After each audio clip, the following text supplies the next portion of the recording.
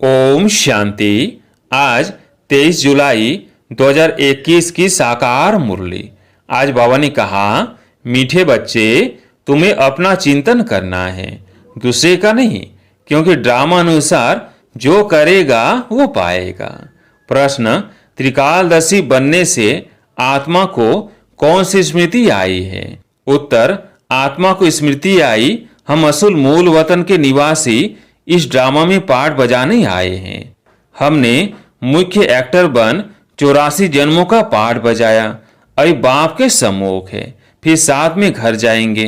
पावन बनकर घर जाना है, फिर सुख धाम में आना है। यह सारा खेल भारत पर ही बना हुआ है। यह सारी त्रिकालदर्शी बनने से आ गई। गीत है मरना तेरी गली में।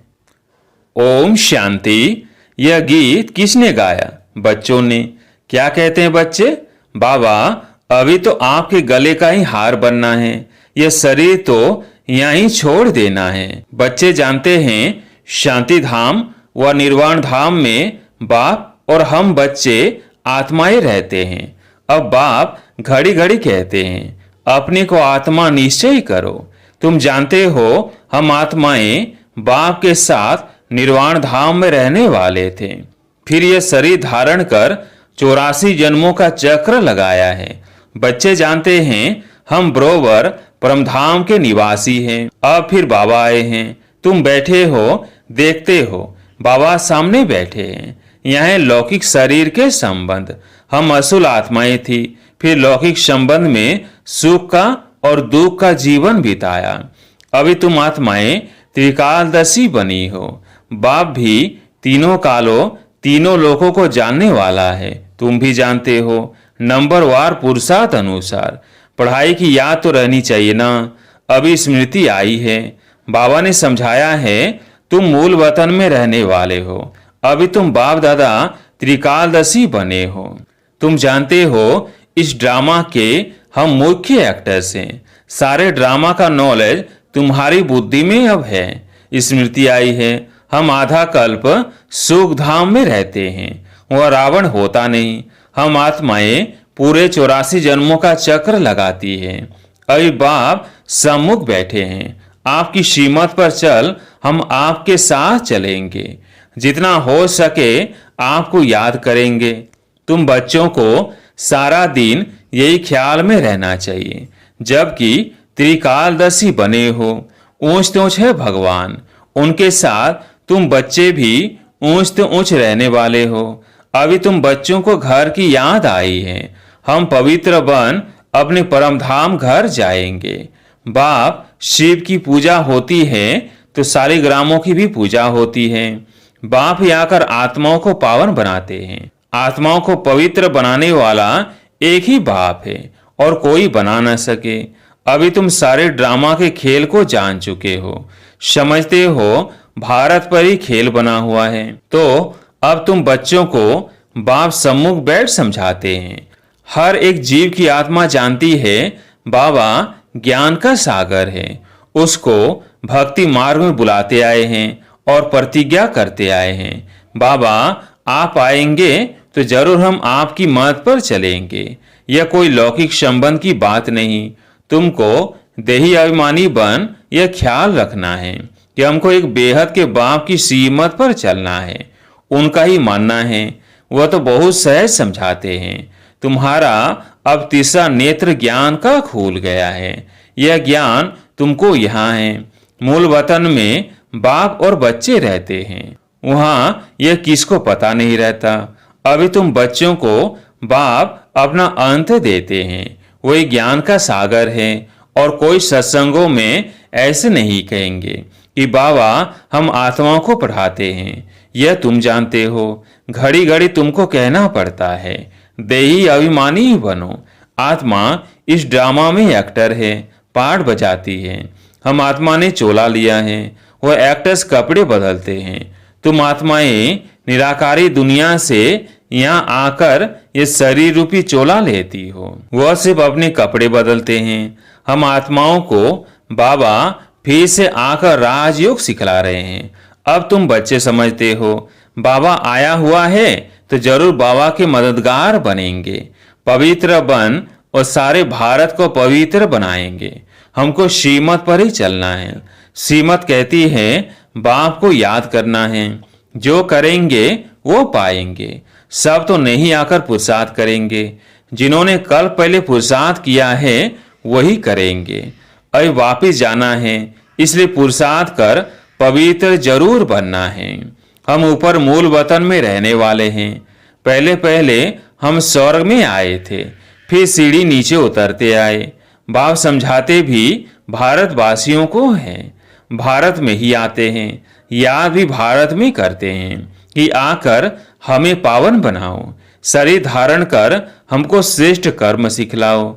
शरीर का नाम भी गाया हुआ है, यह भाग्यशाली रथ है। बाप भी कहते हैं मैं साधारण तन में प्रवेश करता हूँ। आगे भी कहा था तुम बच्चों को स्मृति आई है। बरोबर 5000 वर्ष पहले भी बाबा ने यही कहा था और कोई भी यह बता नहीं सकते हैं। बाप ही कहते हैं 5000 वर्ष पहले भी मैंने इस शरीर में आकर तुमको समझाया था। अब फिर तुम बच्चों को कहता हूँ आत्म अभिमानी बनो। जैसे नाटक वालों को मालूम रहता है ना हम कौन सा वस्त्र पहनकर क्या क्या पाठ बजाते हैं, परंतु वह तो है देह अभिमानी और यह है बेहद की बात। देही अभिमानी बनना है। हम असुल आत्मा ही हैं। अभी हमारा पाठ पूरा होता है। बाप सम्मुख बैठ सब कुछ तुमको समझाते हैं, यह भूल नहीं जाना है।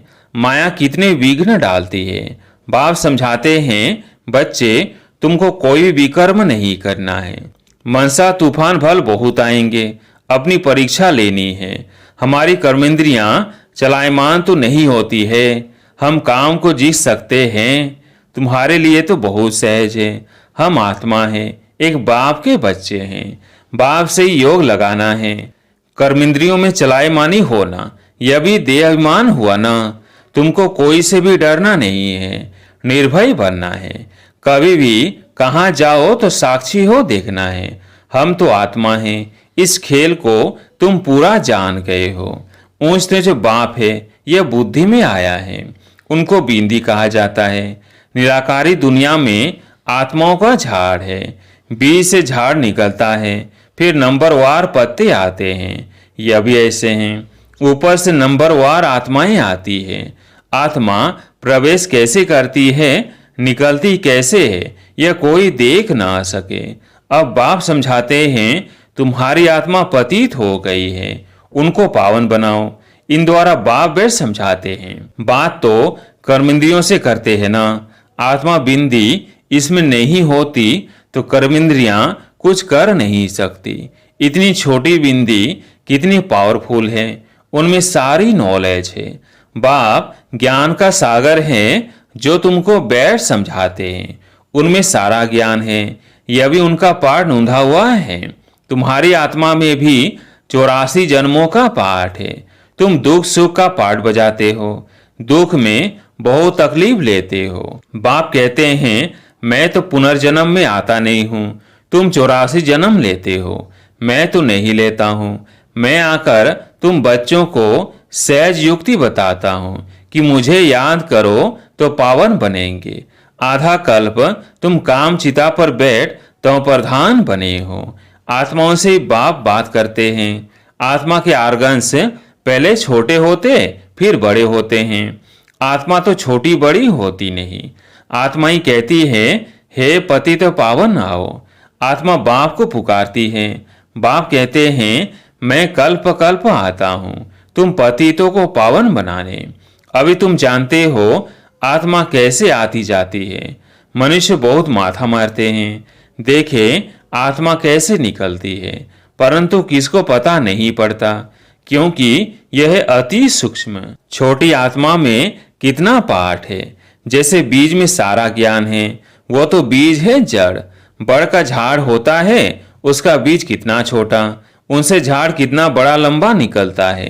कलकत्ते वाला बड़ का झाड़ कईयों ने देखा होगा, बहुत बड़ा झाड़ है। उनका फाउंडेशन सारा सड़ गया है, बाकी झाड़ खड़ा है। यह भी ऐसे हैं। देवता धर्म का फाउंडेशन है नहीं, झाड़ की भी अब जड़ जड़ीभूत अवस्था है, यह भी तुम जानते हो। तब तो गवर्नमेंट को भी कहते हो कि इतने समय में दुनिया को पावन बनाकर दिखाएंगे। मनुष्य इन बातों को समझते नहीं। तुमको तो निश्चय है कि हम इस भारत को शिष्टाचारी जरूर बनाएंगे, तब तो भ्रष्टाचारी दुनिया का विनाश होगा। यह जो चाहते हैं शांति हो जाए। आत्मा पाठ बजाते बजाते थक गई है, इसलिए पुकारती है, हे शांति देवा।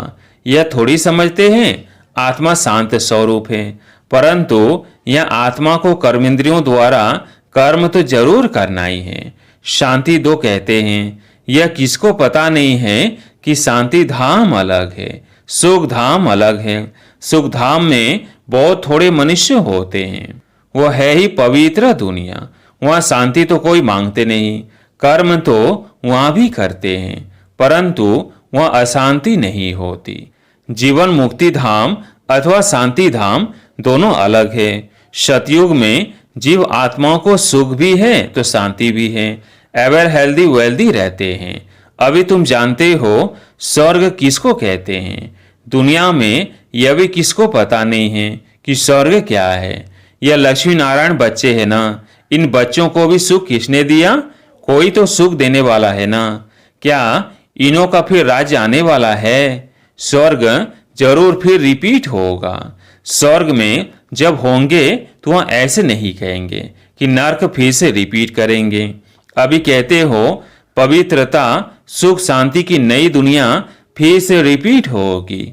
यह तो पुरानी दुनिया दुखधाम है, इनको आयरन एज कहा जाता है। नई दुनिया भी तो थी ना, उनको स्वर्ग कहते हैं। यह ज्ञान तुम्हारी बुद्धि में ठहरा हुआ है। बरोबर हम फिर से देवी देवता बन रहे हैं। तुम्हारी एम ऑब्जेक्ट ही यह है। हम फिर से स्वर्ग की बादशाही लेते हैं। बेहद के बाप से वर्षा जरूर पाएंगे। ये अच्छी रीति याद करना है। हम आत्माएं वहाँ रहती है, फिर हम यहाँ आए हैं पाठ बजाने।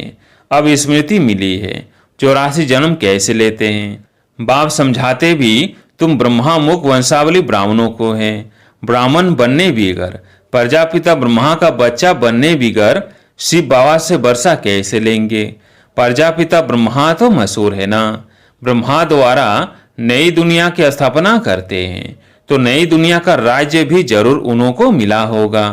5000 वर्ष पहले भी ब्रह्मा द्वारा विष्णुपुरी की स्थापना की थी, अब फिर रिपीट होगा।